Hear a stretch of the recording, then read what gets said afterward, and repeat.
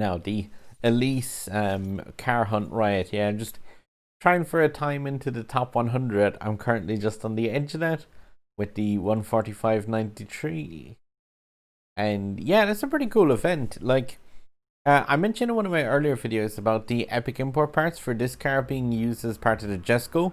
This car doesn't actually need to be golded for that. It only needs to be tuned up to the using the regular import parts.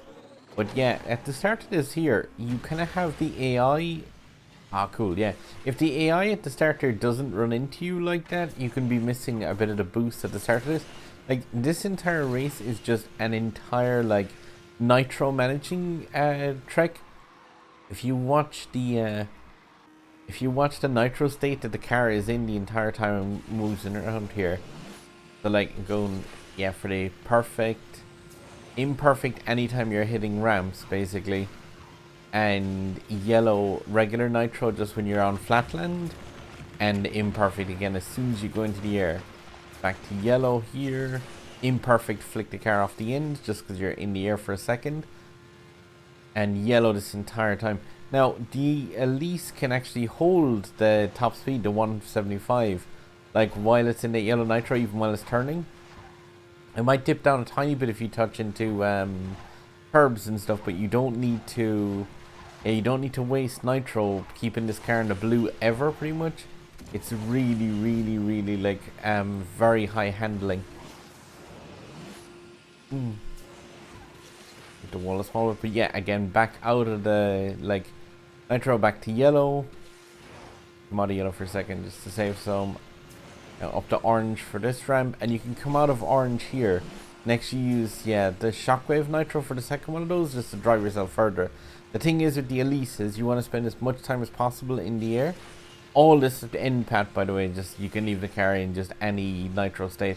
Just remember the fact that like those three nitro states all have the same max speed. They're all just 175. It doesn't matter if it's shockwave, yellow, or orange. The only difference is in the air. Oof. That shaved a bit off. Yes! 88!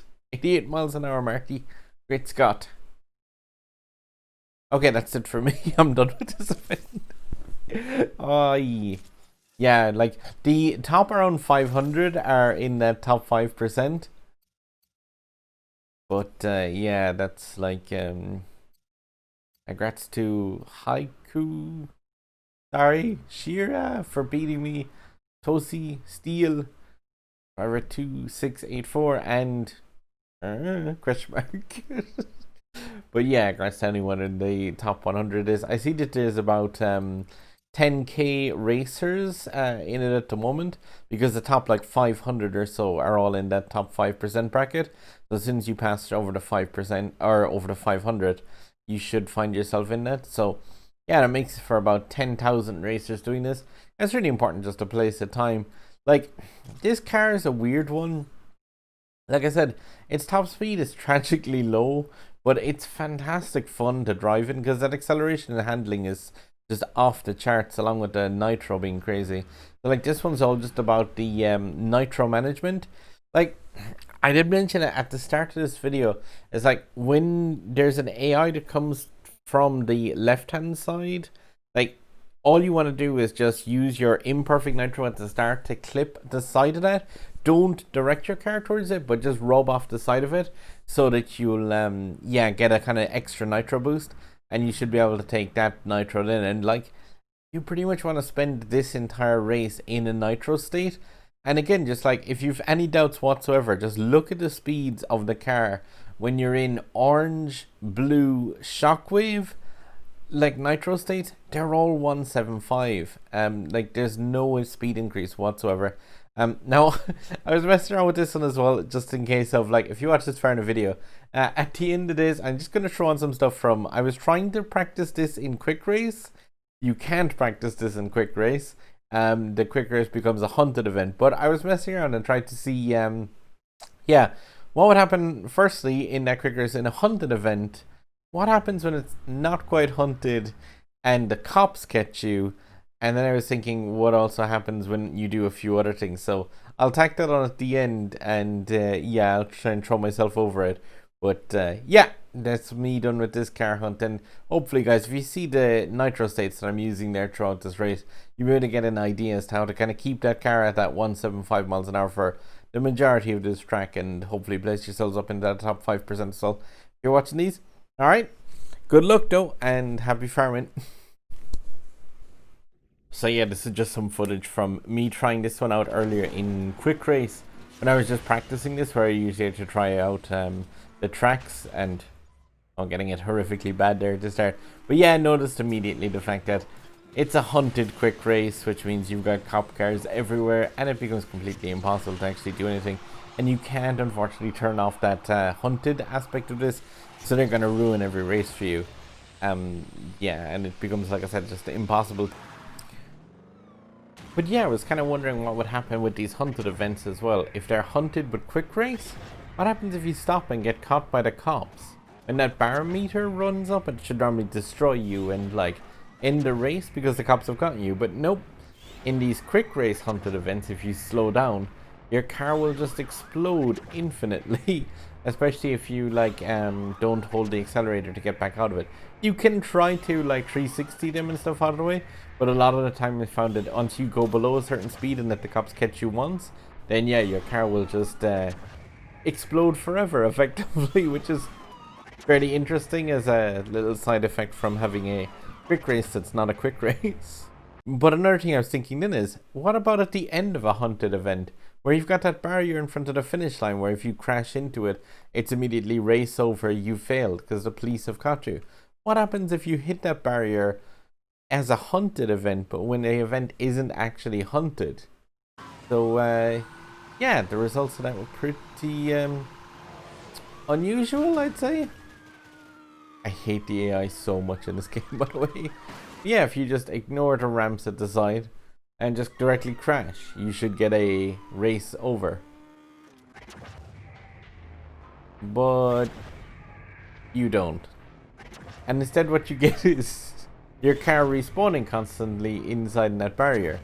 And yeah, you get the car infinitely exploding just forever inside there. For this race as well, I actually threw in a rake of AI just to see would the AI be able to actually you know, figure out what was going on here. Would the AI kind of go around it and be able to finish the race properly? Here come the AI now. And yeah, no, they don't have much luck with that either. 3 actually got through there the first time on that first lap. But oh yeah, you can see here as well, because of how badly glitchy it gets when this happens, you can actually see the Cairo lettering that would come in at the start of the stage is actually saved underneath the stage. And yeah, when the game is exploding you multiple times off that barrier, you can actually catch quite a lot of glimpses of it underneath the world. But yeah, I then left this run a bit more just to see if I could catch the rest of the AI in this. So they're coming around for their second lap, and yeah, 1 or 2 sneak by again, but eventually they all end up getting caught inside here with me. I was just doing other stuff while this was going on, since it yeah, it was just recording away in the background, and I thought it was funny to have nice exploding happening. And I just left this run then until the last AI came in and actually got caught with the rest of the group as well, just so that you have all 8 cars just respawning on the exact same spot and all immediately exploding as soon as they do, obviously, because yeah, you're respawning inside on a barrier that makes you explode. And there you see lots of camera really not understanding what to do anymore and just shooting underground. And you can see like yeah, quite clearly the glimpses underground where you can spot that Cairo sign, and yeah, it just sits underneath there all race. You shouldn't usually be able to see that because yeah, obviously you don't normally have 8 cars exploding on top of each other all in the same place constantly. But I just thought it was pretty funny in a way that like, how will it deal with a certain situation? And then I thought it was a bit odd the fact that like this race doesn't actually give you a DQ finish. It just lets your cars explode infinitely. So then I thought, since I've left this recording for 10 minutes already, why don't I just go away and leave it for like a while and see what happens to that counter if it runs up further.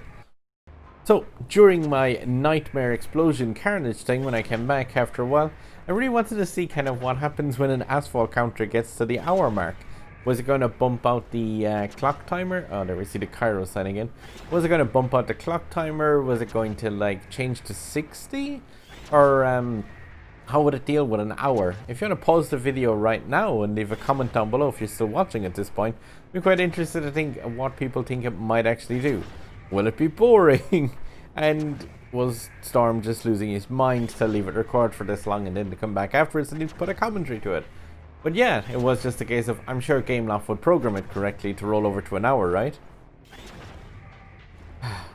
Of course not. It just rolls back to 0. So if you were able to actually finish a race now, you could technically place a time of like 1 or 2 seconds. So yeah, the clock just it just rolls back over to 0 once it reaches an hour. It doesn't go to 60 or 61, or it doesn't bump out for that hour. It just literally goes, nope, it's back to 0 seconds. But yeah, I just thought that was pretty brutal. The fact that like, well, why do they leave these kind of hunted events half in the game? Why can't you turn them off? And just why don't they work properly? Oh, and there's our Cairo sign yet again, buried underneath the ground. Ah, gotta love Asphalt 9 Legends.